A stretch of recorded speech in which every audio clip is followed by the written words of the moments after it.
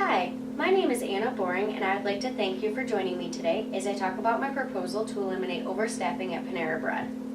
A major problem that has been happening at my cafe over the past couple of months is that we are becoming overstaffed early in the morning. This generally happens between 8 a.m. and 10 a.m. The cafe is becoming overstaffed because managers are scheduling employees because they think that we're going to have higher sales than we actually are having.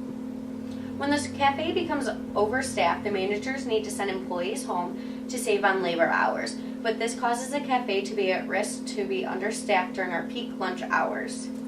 If we are understaffed during our lunch hour, then the employees on the clock are expected to pick up the extra work of the employees that are sent home. This is causing a high turnover rate at the cafe.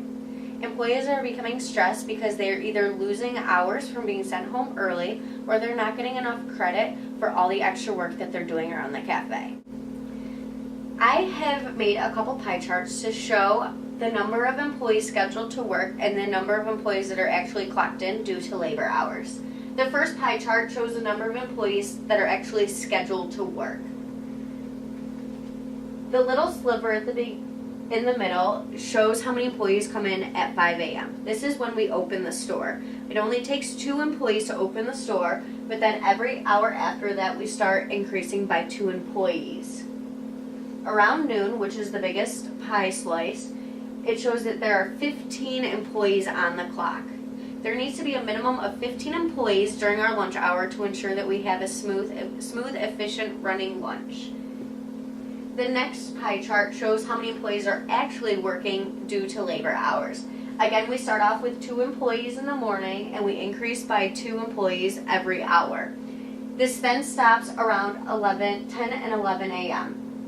You can see that at 9 a.m. there's 10 people, but then at 11 a.m. there's 10 people as well. That's because we've already sent 2 people home. Then as the time goes by lunchtime, it shows that there are 10 employees on the clock. Like I showed in the earlier pie graph, there needs to be a minimum of 15 employees to ensure a smooth running lunch. So we are already down by 5 employees.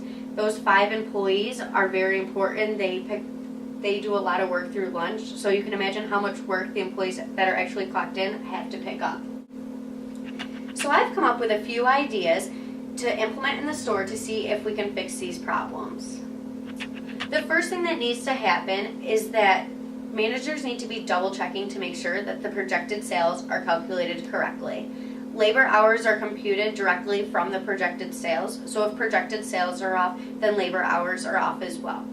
Once managers ensure that this is not happening on a regular basis, then we can start seeing if we need to implement some of my other ideas.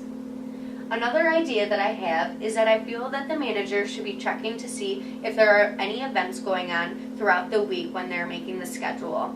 I currently work in Brighton, and the Panera I work at is right across the street from the high school.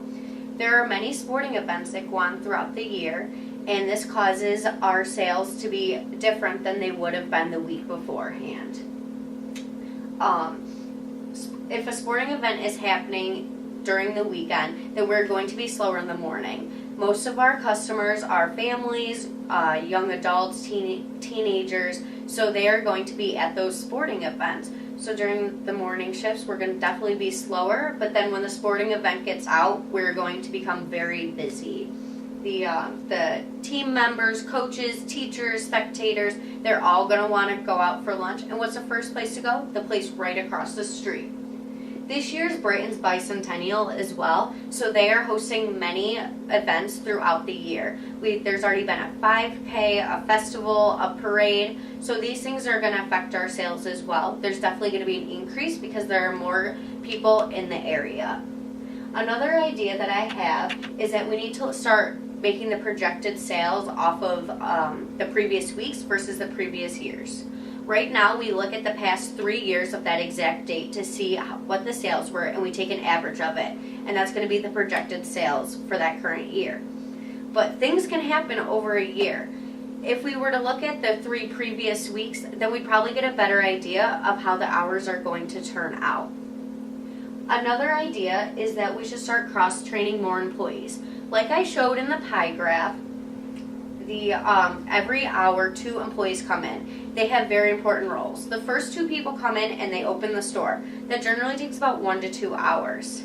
The 6 and 7 o'clock people come in to make paninis, make sure that the sandwich and salad lines are all correctly filled for breakfast and lunch orders. If the people that were coming in to open the cafe were cross-trained to make paninis or open salad line, then we wouldn't need as many employees. So if we bring in less employees in the morning, that means more labor hours for our lunch hours. I feel that if we start implementing some of these solutions, we really could see a change in the cafe. I would like to see this change because I don't want our turnover rate to keep increasing. The higher the turnover rate, the harder it is for us to stay staffed at all times. We don't want to become understaffed altogether in general. That's about it for my proposal, so I would just like to see if anybody has any questions.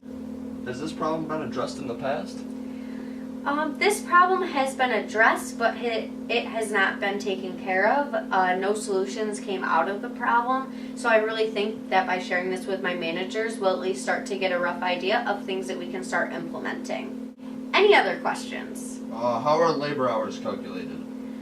Labor hours are calculated through our projected sales, as I brought up earlier, but our projected sales are calculated through the average hourly wage and the projected sales over the past 3 years. They look at these numbers and then they look at a chart. The chart shows how many the projected sales and how many labor hours come from that. So if we have like a $500 order, that's about a $500 hour. That's about 2 to 3 labor hours. Anything more than that will have higher labor hours. Anything less will definitely have lower labor hours. So we kind of just use that to calculate. Are there any more questions? No?